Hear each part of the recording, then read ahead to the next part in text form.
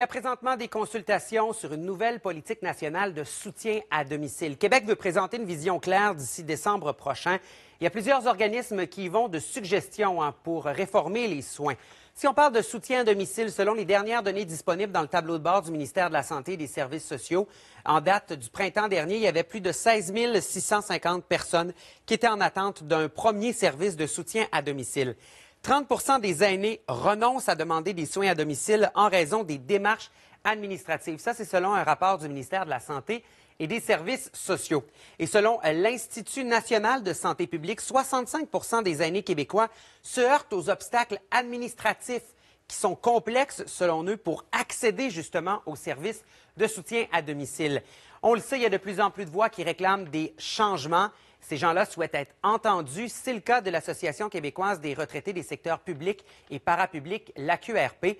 On en discute avec Paul-René Roy, qui est président provincial de l'AQRP. Bonjour, Monsieur Roy. Oui, bonjour.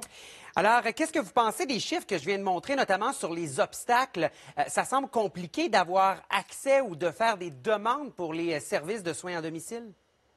Effectivement, le système est très complexe, puis en plus, c'est fragmenté. On l'a vu dans la dernière année, la commissaire à la santé et au bien-être a déposé un rapport sur les mesures du gouvernement pour le soutien à domicile. Même si le gouvernement investit des sommes relativement importantes, ces sommes-là ne permettent pas de véritablement livrer à l'ensemble de la population les services qui seraient requis pour un soutien à domicile. Il faudrait avoir un système qui est beaucoup plus simple, plus fluide, où les besoins des personnes aînées sont pris en compte rapidement et de façon personnalisée, avec des points de contact uniques et une meilleure coordination au niveau provincial. Également, le financement, on en parle beaucoup, des services de soutien à domicile. Quelle est votre proposition là, que vous avez faite à la ministre en lien justement avec cette consultation là, pour la politique nationale? On sait que les finances gouvernementales sont dans une période relativement difficile. On connaît le déficit et on voit dans le monde de la santé là, les compressions qui sont exercées.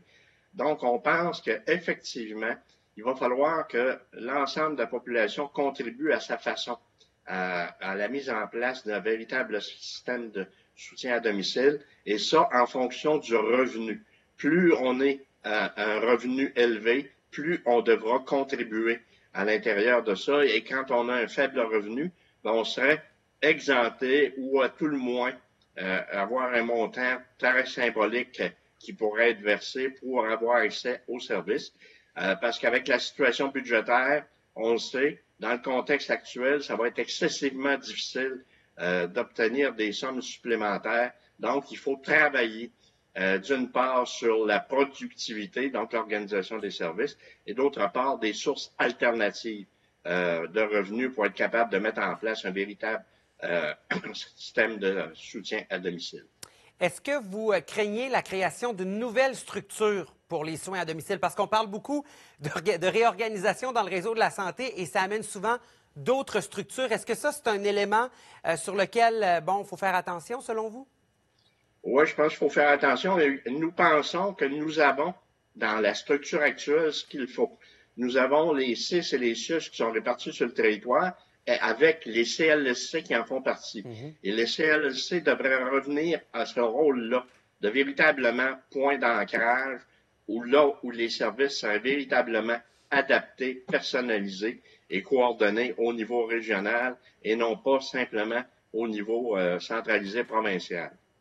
Donc, d'avoir un accès plus simple, parce que parfois, les gens qui voudraient faire des demandes de soutien à domicile, peut-être certains de vos membres, se butent à appeler à plusieurs endroits et c'est difficile de parler à quelqu'un d'humain, je vais dire ça comme ça. Bien, effectivement, le système est très complexe présentement.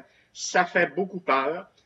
Puis les gens ne sont pas nécessairement tous équipés pour être capables d'entrer en contact avec une machine administrative aussi grosse et lourde que celle du gouvernement du Québec. Donc, il faut véritablement parvenir à simplifier et à rendre ça beaucoup plus fluide pour que, effectivement, le soutien à domicile devienne véritablement une mesure qui pourra servir à l'ensemble des Québécois. On va surveiller justement cette politique nationale de près parce que dans certaines régions, il y a près de 30 de la population maintenant qui a 65 ans et plus. Donc, c'est très attendu par bien des gens. Paul-René Roy, merci beaucoup d'avoir pris le temps de faire le point avec nous ce matin. Bien, merci, bonne journée. Bonne journée.